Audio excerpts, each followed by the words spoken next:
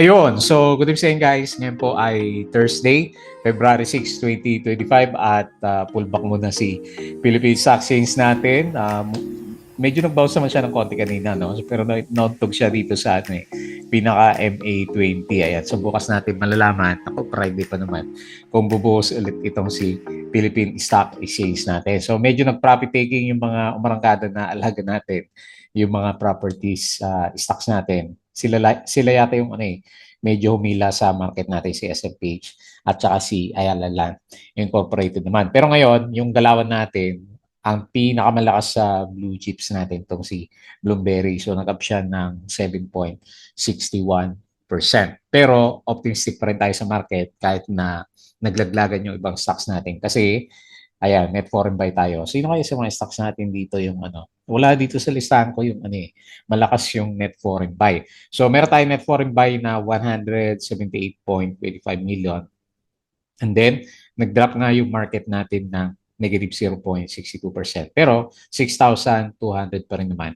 6,241.97. Pero kanina umaga, umabot siya ng more than 1% na drop. So medyo nakabawi na lang siya sa second half ng ating market. Ayan. So wala akong masyadong nabalitaan na negative news sa market natin. Yung global markets, medyo okay naman kagabi. So siguro lang to, profit taking lang yung nakikita natin sa kanya kasi overextended, di ba? Dalawang araw na nagkaroon tayo ng bullish engulfing candle sa markets naman natin. Ayan. Tignan natin bukas kasi Friday nga po. Ayan. So, ito po yung mga trending stocks for today's trading natin. Wala masyadong wala tayong masyadong ceiling ngayon. No? So, nanguna sa listahan ko si Blueberry. Medyo malakas kasi yung sipa niya. So, sa mga blue chips to, nag-up siya na 7.61%. So, nag-recover na siya o nag-start na mag-bounce. Pero wala pa rin siyang net foreign buy, negative 1.52 million. And then, pangalawa sa listahan natin, si ASN. Si dito, nag-zero So, hindi ko, although nanguna si dito sa listahan, 0%. Ewan ko lang. Hindi naman ito nag-Dow G, di ba? Kasi malit lang naman yung galaw niya last kahapon. So, hindi ko na sinama sa trending stock. So, ito na lang next natin, si ASN. Nag-up siya ng 1.16%. Wala pa rin siyang net foreign buy din. Negative 9.90 million net foreign sell. And then yung alaga natin, ayan, so umaakit ng umaakit. Ano kayang, hindi ko pa nakikita yung Dow G ni plus natin. So nag-up siya ulit. So all-time high ulit. 2.24%. And ayan, nagbalikan na. So yung worry ko from the last 2 days is puro net sell. Pero ngayon, net foreign buy na siya ng 34.96 million. Tapos, yung natanggal, di ba, natanggal natin sa blue chips tong si AP natin. Ayan. Mukhang ibabalik to sa next rebalancing kasi nag-up siya ulit. So, nag-breakout siya doon sa previous area kung saan siya biglang bumagsak last time na matanggal sa blue chip. So, naka-recover na siya. Then, nag-breakout pa siya ngayon. So, nag-up siya ng 5.82%. So, ito, meron siya ng foreign buy din na 43.97 million. Tapos, si Converge, ayun ko, ba't pinag-uusapan siya? Malit lang naman yung galaw. Pabalik na siguro sa breakout to. No?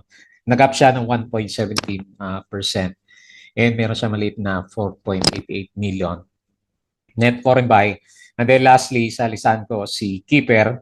So, wala siya dito sa trending stocks pero kanina, nandito pala sa bandang baba. At nag-up siya ng 2.03%. Pero ang napansin ko lang kay Keeper, parang Tory na yung galaw niya. No? So, ang taas din ng galaw niya, parang si plus na yung style niya. So, tingnan natin, malay mo, next na plus natin tong si Keeper naman. Okay, so overall picture, okay naman, okay lang yung yung galaw na market natin. Ayan. So disclaimer guys, sa mga bago sa channel natin, as usual, yung ating review is for education purposes lang po ito. So wag mong gagamitin ito as a reason para mag-buy, sell, or hold ng stocks. Mayroon po kasing risk na involved sa market. Due diligence lang po kung ng stocks yung gusto mong bilhin. Ano kaya mangyari bukas? Hopefully, hindi naman sobrang lakas ng drop ng market natin. Kasi kalmado na si medyo kalmado na si US market natin. Tapos ngayon, ang usapan na lang sa Pilipinas is yung impeachment case ni BP Sara. Ewan ko kung makaka-apekto yan ng maluba dito sa market natin for the coming few days. Kasi hindi pa naman siniserve yata So, isi-serve pa lang siya. Okay? Follow po ako dito sa ating Palabi Trader na YouTube channel. Subscribe ka lang para updated ka sa mga reviews natin or kung gusto mo, join ka dito sa pinaka-trading group. So, dito yung ibang members natin. So, check mo na lang yan. And then, sa mga naka-subscribe, as usual po, maraming salamat sa viewers. So, nag-uptick tayo ng more than 1K from the last few days simula nung magkaroon tayo ng malakas na drop sa market natin. So, check mo na lang yung ating daily trending stocks, review, company reviews, mga sample trades sa market, mga basic indicators.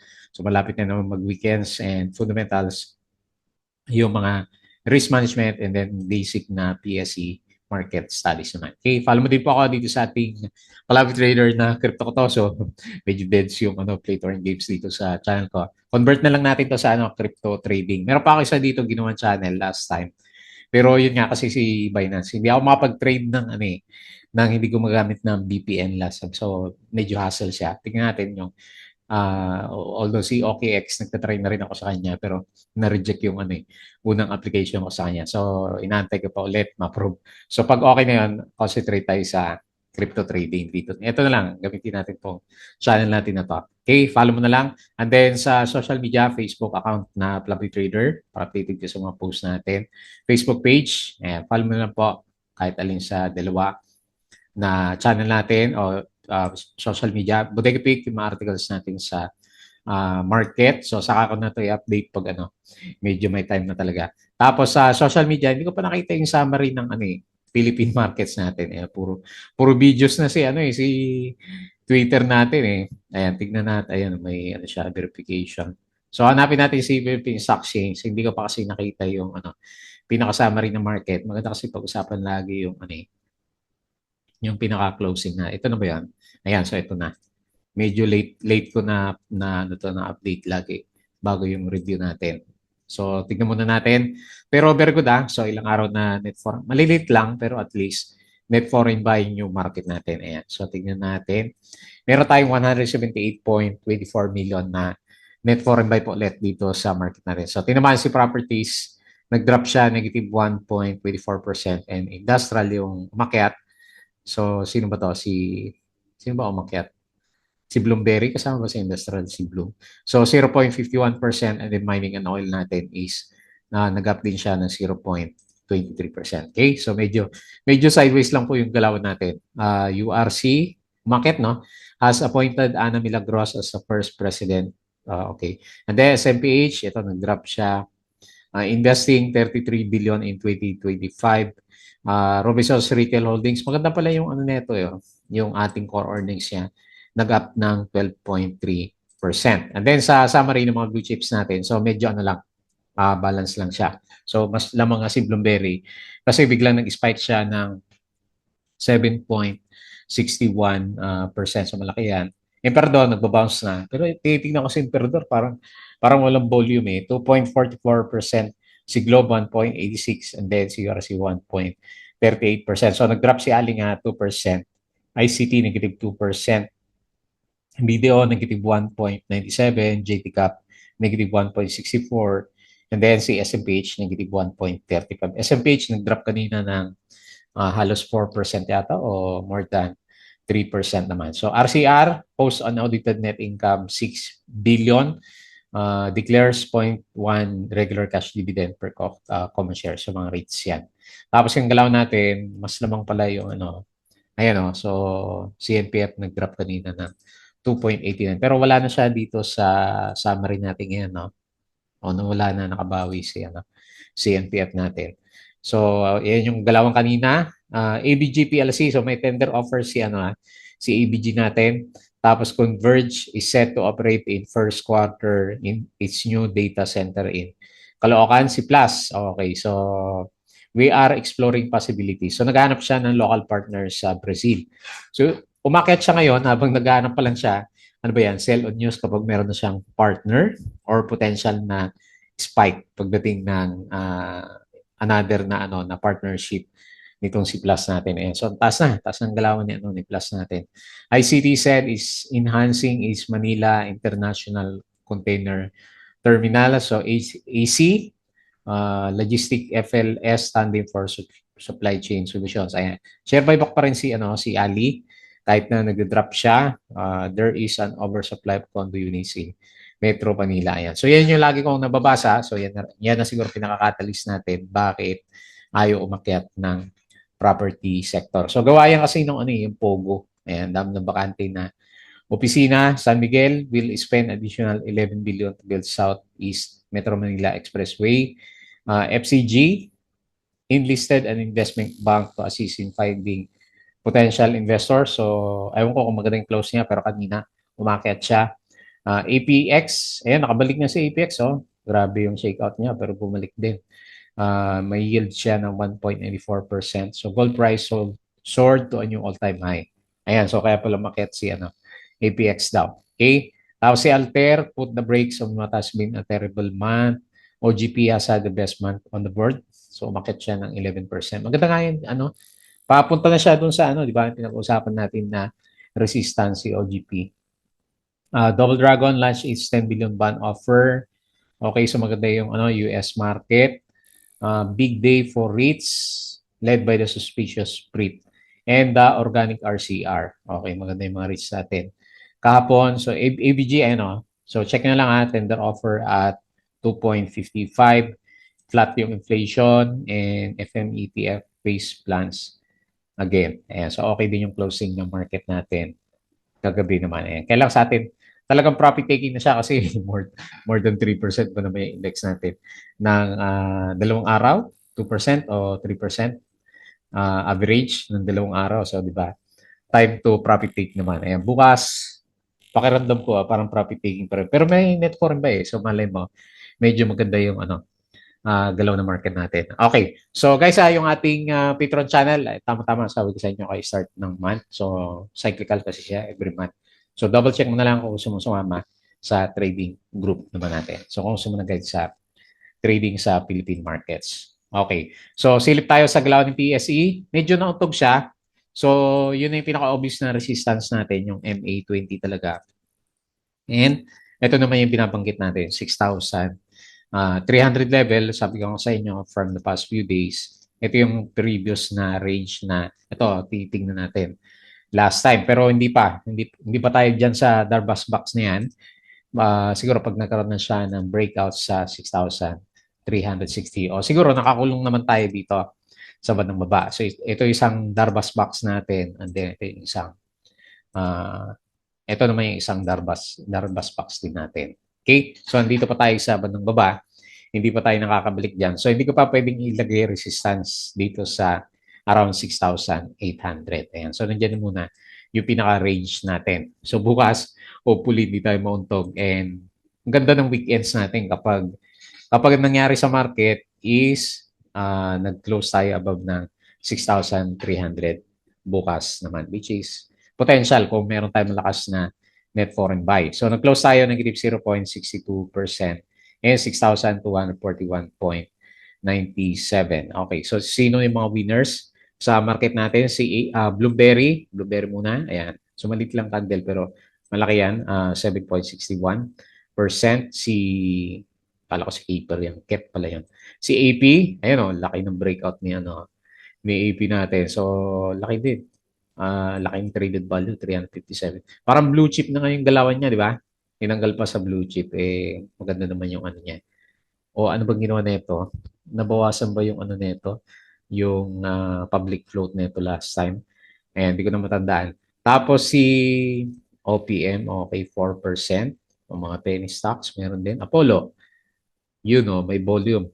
3.33% si Apollo. FNI, and finally, nag-bounce 2.86, PHR 2.4, C+, ayan, all-time high, 2.24, Keeper.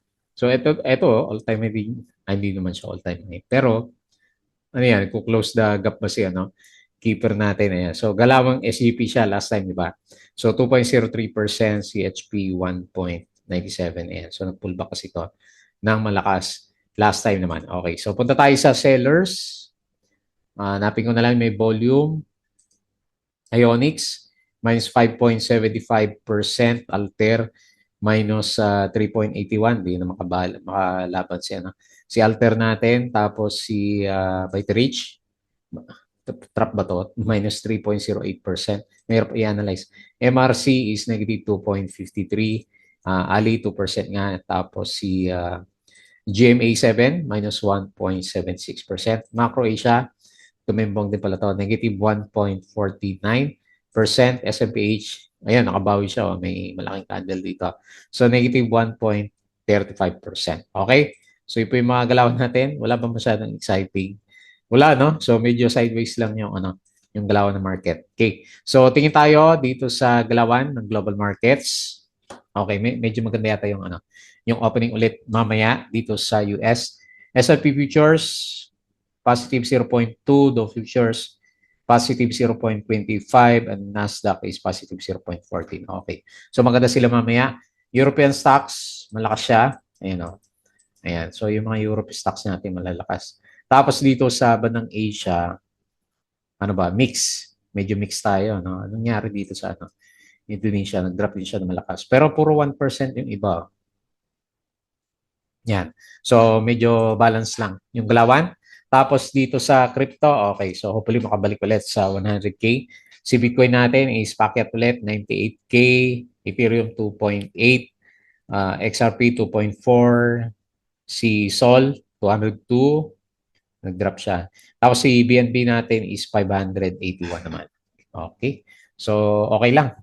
Medyo okay lang yung galawan ng global markets. So, balik tayo dito and then pag-usapan natin ng mabilis yung ating mga trending stocks. Medyo kulang sa sa buhay yung galaw ng market natin.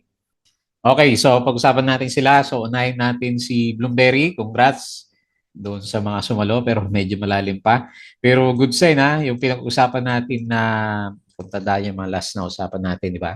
MA20, yung pinakamalakas na resistance. So, meron siyang good sign. Nakatulong pala yung buhos ng market natin, di ba? Nag-reverse yung direction ng ibang stocks natin. So, may good sign. Very good yung hopefully may follow-up to bukas si Bloomberry natin. So, ilalagay ko pa rin dito sa baba yung support. Pero pwede mo nang i-adjust dito sa 3.87. So, bukas, most likely siguro, no? Wala siyang wala kasing net foreign buy. Pero mukhang maganda naman yung yung breakout candle kasi ito eh. Yan, no? Tapos may Dow dito. So, mga signs ng reversal. So, tignan natin, confirm reversal kapag breakout sa 4.59. So, nag-up siya ng 7.61%. Pero wala pa rin yung foreigners. Itong kailangan natin sa mga holders ng Bloomberry. Wala tayong nagtutulak sa kanya sa ngayon. So, negative 1.52 million. Pero maganda yung trend ng niya, oh. Yung RSI niya, so medyo nabubuhay na siya. Slightly below pa rin siya ng 50 level. Pero meron siyang momentum.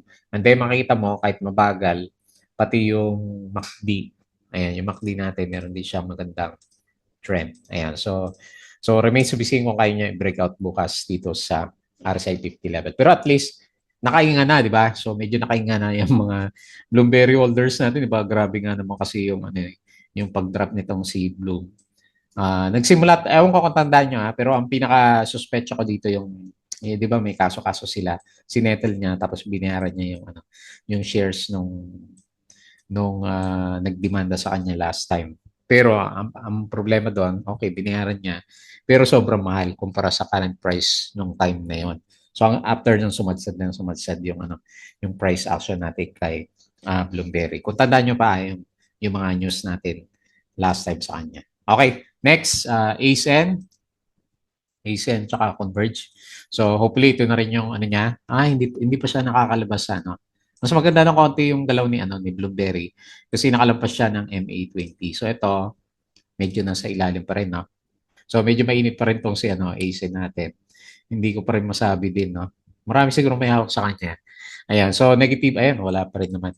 Wala pa rin foreigners. Negative 9.19 million at foreign sell in 1.16%. So malit lang naman. Makabukas pa siguro paggalawin tong si ASEN natin. Pero makita mo yung volume ng lumabas to. Ito mga tinuturo ko na red bars. Medyo malalaki yung volume niya kumpara sa current volume. So hanggat wala tayong makita na spike ng volume kasi laki ng mga to. So ibig sabihin hindi pa sila nagbabalikan. Then nasa danger side pa rin si ASEN natin. Meron pala siyang trend dito na So magre-retest siya para sa bukas na trading.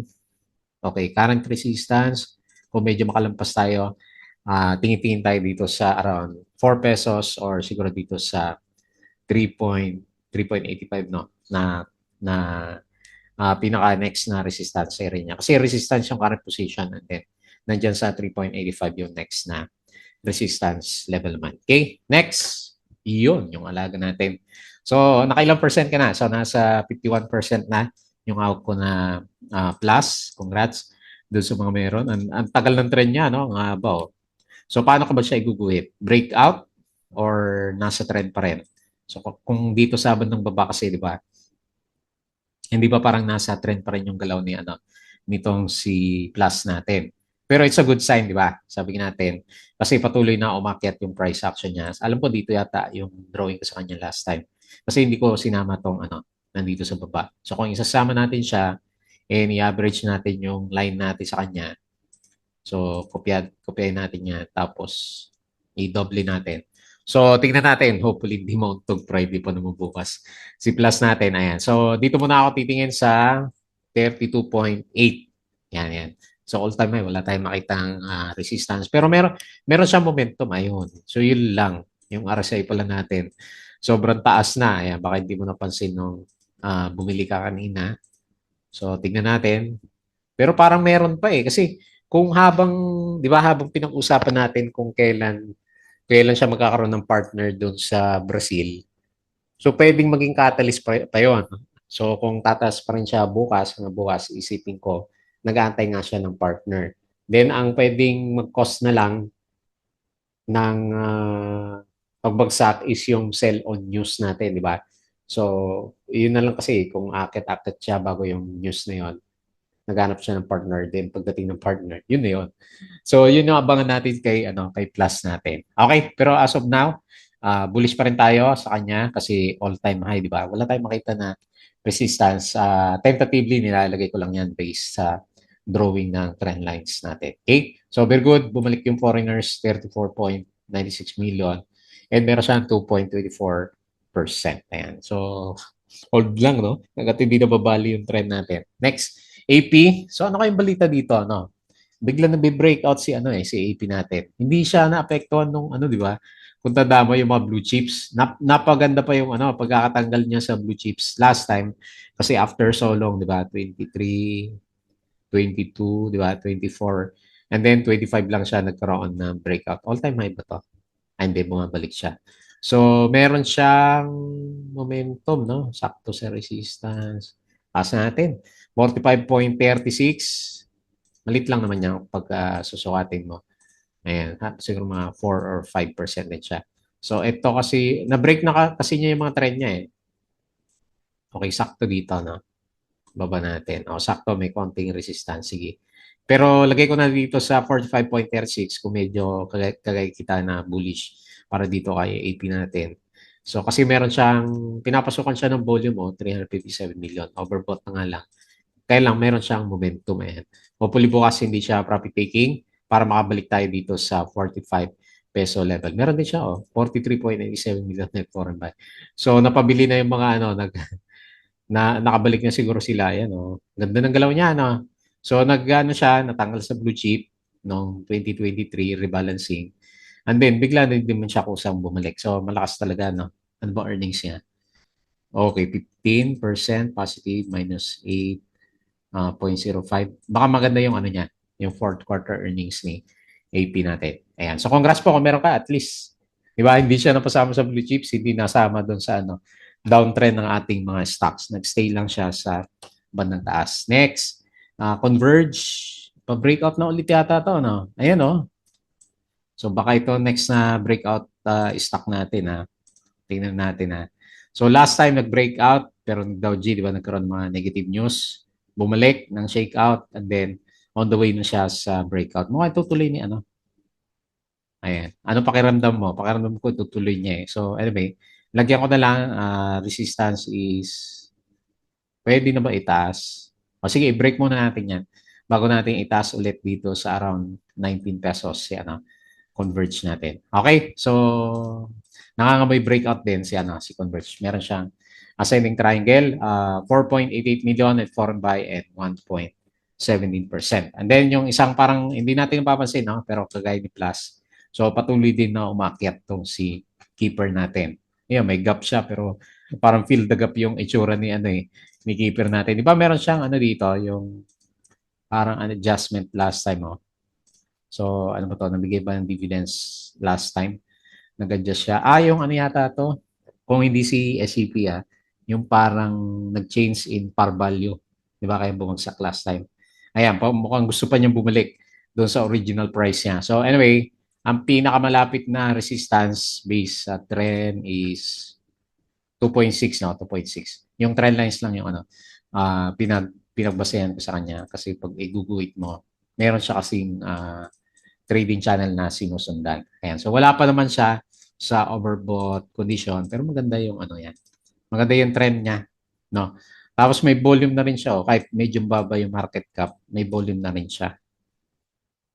Para may isa pa akong naalalang stocks na ganito din yung ano niya, yung galaw niya. Ayan. Si CREC ba yung ano, nakita ko ng ganito din. Ayan. So anyway, very good, 9.36 million net foreign buy. Okay? So medyo sideways lang yung ano, yung galaw ng market natin. Napaswerte si ano, si Bloomberry kasi medyo nag-spike yung galaw niya. And then nag-drop naman yung iba naman nag-spike, especially mga property stocks natin. So tingnan natin bukas. Hopefully walang masyadong malakas na negative reaction yung market natin from these last 2 days na bullish engulfing candle natin. Pero kung meron man, hopefully hindi na tayo bumalik dito sa 5.9. Ang lalim kasi ng ano 5.9. Pero nakalampas naman na tayo doon sa bear side ng market natin, di ba? Yung more than 20% is bumalik na siya sa 17% lang na drop. Ayan. So, bantayan natin bukas yung galaw ng ating market. Okay? So, yun lang muna yung ating review bago time close. Please don't forget to subscribe dito sa ating Palabig Trader na YouTube channel. Join ka sa group, guys. Meron tayong makasama dito. Palabig Trader, Crypto Ko To, Facebook account, Facebook page, Bodega Peak, Twitter, and Patreon sa mga gusunong guide. Sali lang po kayo dito. Okay? So, yun lang. Maraming salamat. Kita po ulit tayo bukas.